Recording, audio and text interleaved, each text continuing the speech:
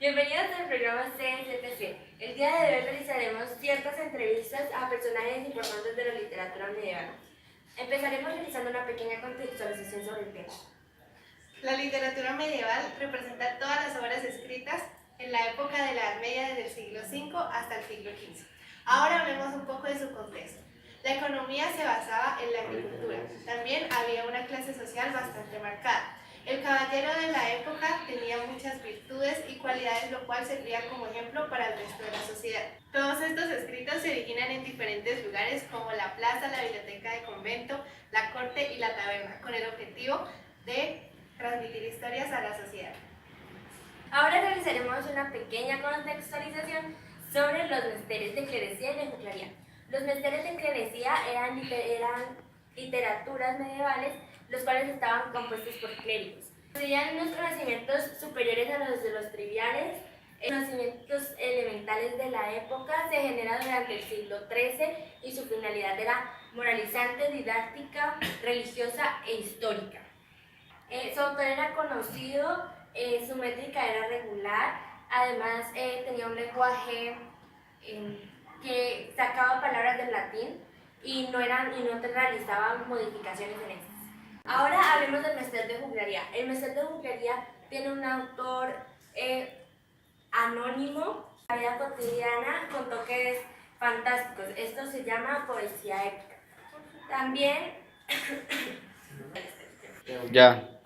Por esto, en el día de hoy tenemos unos invitados muy especiales: San Bartolomé de las Casas, Juan de Austria y una experta en el tema, Laura Rins. Bueno, San Bartolomé de las Casas, ¿cómo se encuentra el día de hoy? Me encuentro muy bien, disfrutando de ese agradable calor que brinda la ciudad. Bueno, empezando con las preguntas, ¿cómo marcó la religión en la sociedad de la literatura? Bueno, la religión marcó en el nivel de la sociedad en cuanto a que no se le permitía el acceso al conocimiento de cosas tan importantes como la astronomía al vulgo, al pueblo. Y en cuanto a la literatura, nosotros manteníamos mediante la Inquisición un método de censura de que todo lo que no nos conveniera a nosotros o que no nos sintiéramos que sea relevante o que sea de buen acceso para la gente, no podía publicarse. Por eso gran parte de los libros fueron o quemados o eran escritos por la iglesia. Muchas gracias.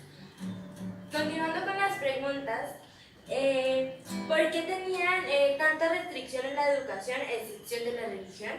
Principalmente porque nos interesaba que el pueblo estuviera desinformado y solamente se mantuviera pendiente de lo que nosotros consideramos importante, que era el aspecto religioso. Además de que el pueblo, si llegara a saber leer o a escribir, nosotros no podríamos ayudar, por ejemplo, al rey o al resto de la nobleza a mantener sus puestos de importancia. Muchas gracias.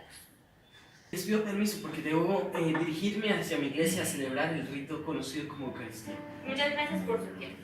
Gracias a usted. Ahora, continuando con los personajes, tenemos a Juan de Austria. La primera pregunta es: ¿por qué creen que elegían temas de caballería en lugar de religiosos? Yo creo que los temas religiosos en realidad no son del interés del pueblo, ¿sabes? Pues estos no tienen educación y como que no entienden muy bien y no les interesa.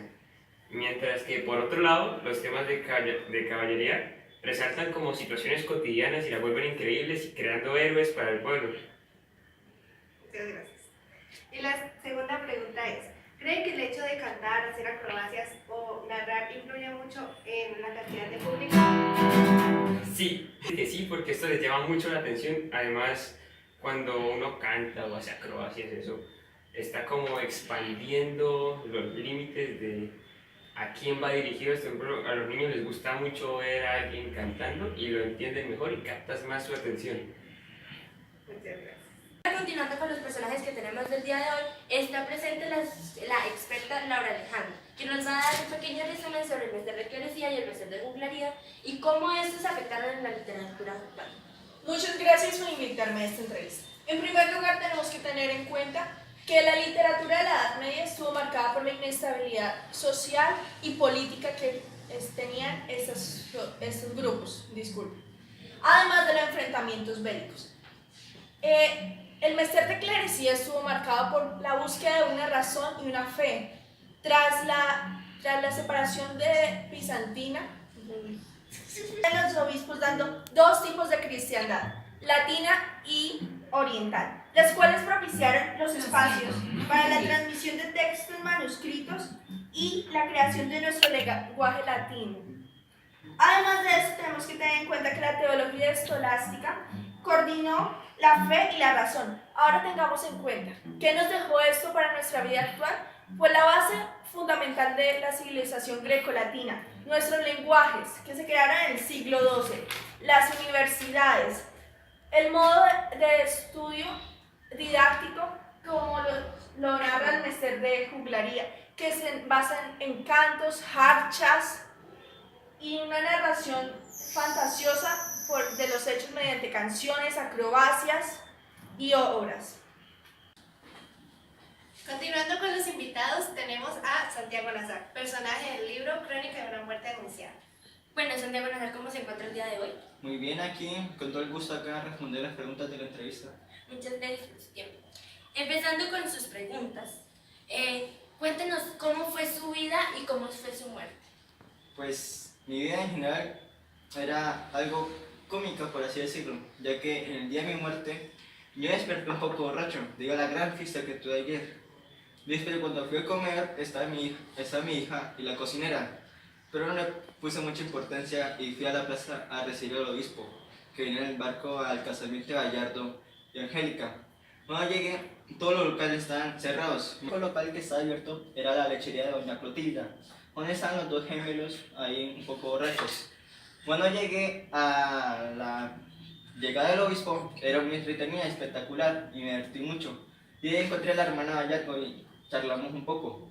Cuando ya acabó toda la llegada del obispo, yo fui a charlar y me apuñalaron 7 veces hasta sacarme las vísceras. Y yo, acá con las vísceras, tuve que llegar hasta la puerta de mi mamá y decirle que he muerto. Y esa fue la historia de mi desafortunadamente muerte. Muchas gracias. Ahora continuemos con la segunda pregunta. ¿Cómo cree usted que se relaciona el libro con la literatura medieval? Pues yo creo que se relaciona por la iglesia, debido a que por la llegada del obispo, todo el mundo solo prestaba atención a eso y tuvieron que cerrar la mayoría de locales, ya que era un momento muy importante donde todos eran muy religiosos, hasta yo fui. Y si no fuera por esa llegada del obispo, yo no hubiera muerto, porque si no hubiera a recibirlo, los hermanos no me hubieran visto en la plaza y me hubieran venido a buscarme a matarme. Bueno, lastimosamente Santiago Nazar tuvo que retirarse porque tenía diligencias por hacer, pero para concluir, la doctora Laura va a darnos una pequeña conclusión sobre este tema. Muchas gracias. Teniendo en cuenta todo lo dicho con anterioridad por cada uno de los invitados especiales a esta entrevista, podemos llegar a la conclusión que la literatura medieval nos dejó como legado a la sociedad actual la civilización grecolatina, es decir, la cristiandad, la democracia tradicional, grandes empresas, universidades, orden monástico, los grados de estudio, autonomía municipal, constituciones, códigos legales, asociaciones comerciales, sindicatos, hospitales, idiomas actuales. Es decir, por todo lo que he nombrado, nos ha dejado el fundamento base para crear una sociedad de equidad social, con una política avanzada, una economía agraria basándonos en una educación y cultura que relacione la fe con la razón. Muchas gracias. Muchas gracias por haber visto el episodio de hoy de CSPC. Los esperamos en una próxima ocasión.